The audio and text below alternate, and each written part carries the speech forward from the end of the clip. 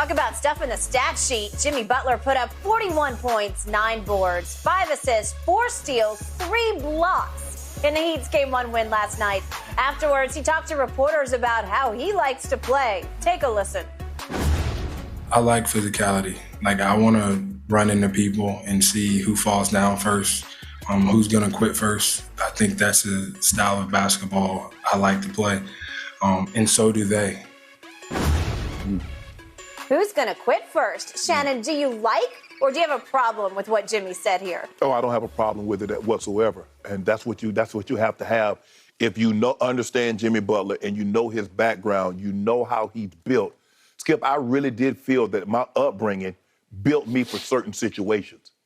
It's same with Jimmy Butler. If you know his story, you know the physicality and the toughness in which he's talking about. He was brought up in that environment. Agreed. And he said, this is what I want. I want to see. It's my will against your will. I want to get to a spot and get this bucket. You trying to prevent me from getting to this spot. Okay, I might need to run into you. Okay. Are you going to lay down or you going to pop right back up? Because if you knock me down, I'm going to get right back up and I'm coming back again. So that's how he's looking at it. He likes physical. He understands the playoffs are going to be more physical by nature. You're not going to be able to get to your spot willy-nilly like you did in the regular season. And the things that they called in the regular season, a lot of times they're not going to call in the postseason. So Jimmy's like, hey, okay, now I really get to be Jimmy Butler. And you see the way he played. Skip, I don't believe the Celtics quit last night. I just believe they were out physical. They got beat by a better team last night. They played hard. The Heat played harder. They played some good basketball. The Heat played better. And last night, Jimmy Butler was the best player on the court on both ends of the court. He was. So when you look at that, I don't have a problem with what Jimmy said. And Skip, he got a chip on his shoulder.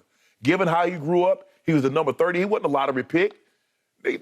And so what he's become after where he was selected, and Chicago gave up on him, Skip. I don't care what anybody says, Chicago gave up on him. Minnesota said, nah, we'd rather have Karl Anthony Towns than the other guy. And Philadelphia said, we'd rather have Tobias Harris. Miami Heat said, come on, like the price is right. Come on down. We'll take you. Okay, why is that?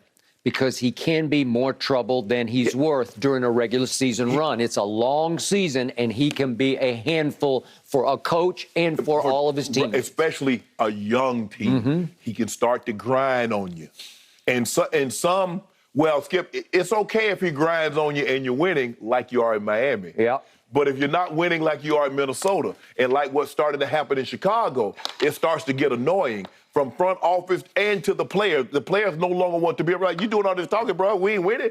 You're not LeBron. You're not KD. Why you talking like you one of them? Mm.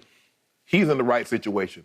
Sometimes, Skip, it's being in the right place at the right time. Yep. At this point of his career, the right place for Jimmy Butler. I'm sure he would love being in Philly and playing with Joel Embiid because I think Joel Embiid is one of his better friends. I do too. But for where he is and who he is right now, there's no better place than Miami. But I ain't got no problem with what he said. Now, you heard what he said, Jason Tatum? He said he like running to you and running you over. That's my point. He said that. You don't think he just threw down the glove, down the gauntlet? You don't think he just issued a challenge? He didn't say, I made you quit, because he said, you guys play the same way. Right. But tonight, I got the better of you. Yes. Because I like to run into people. Yeah. And I'm going to keep running into you, and I'm going to see if you bounce back up, right, or I'm going to see if you quit. Right. Because at some point, you might just quit. That's the message I got from that. Yes. That's a dangerous thing to throw down against a team that I told you grew a backbone this year under Ime Udoka because he's got one. Right. He was set at the right hand of God the Father Almighty Popovich all those years, but he was the guts of that coaching staff.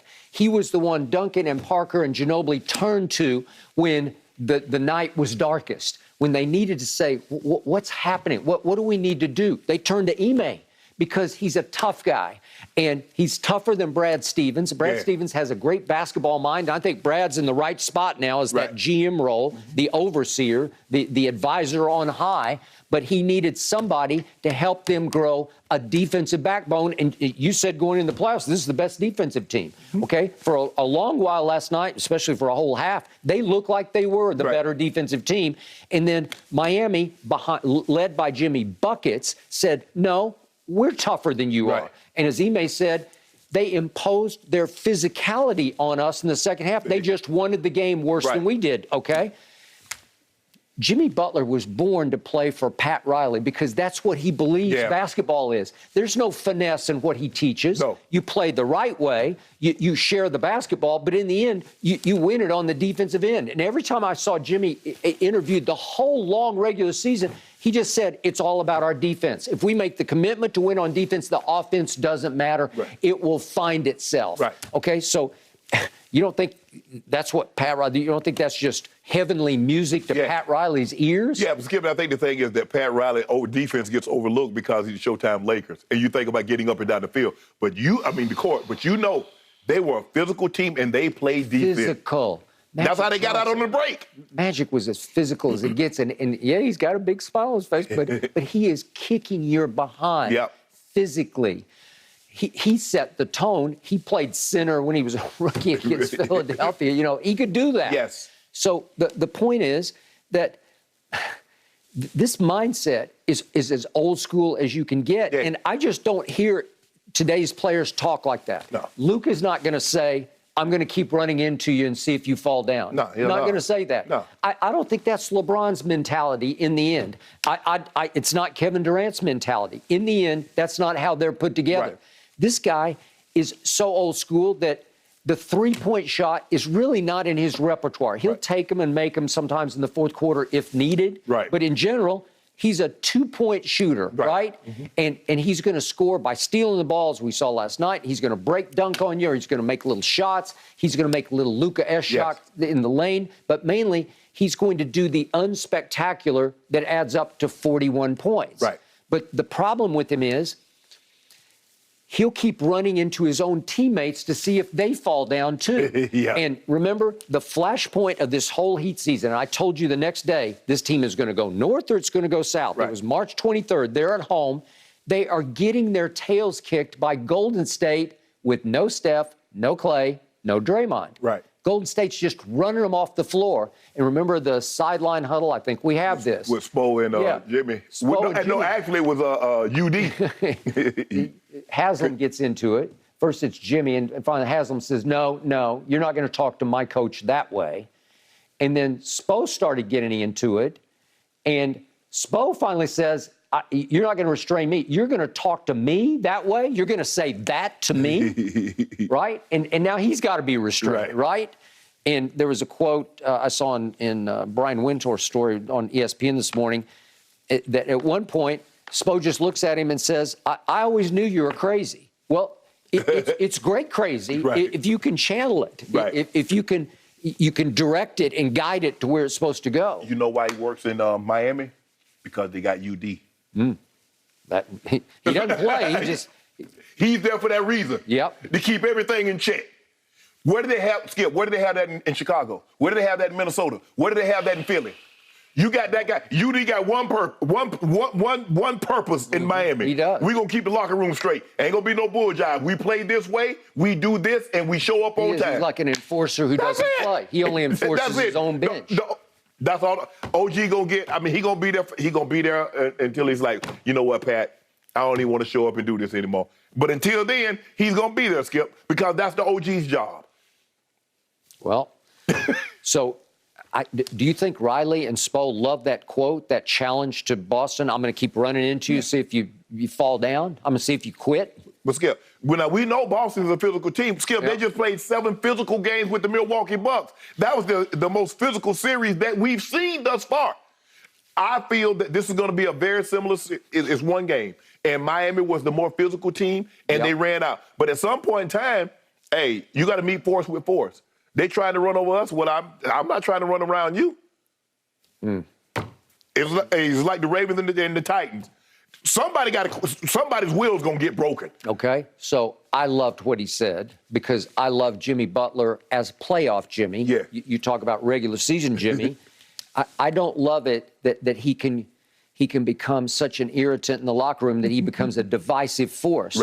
But when it's time to play, he not only plays, he plays the right way. He plays the rightest way of anybody because he'll play as hard on defense as he will on offense. So now you've got something in the postseason, but man, he just said, you guys, we're coming for you.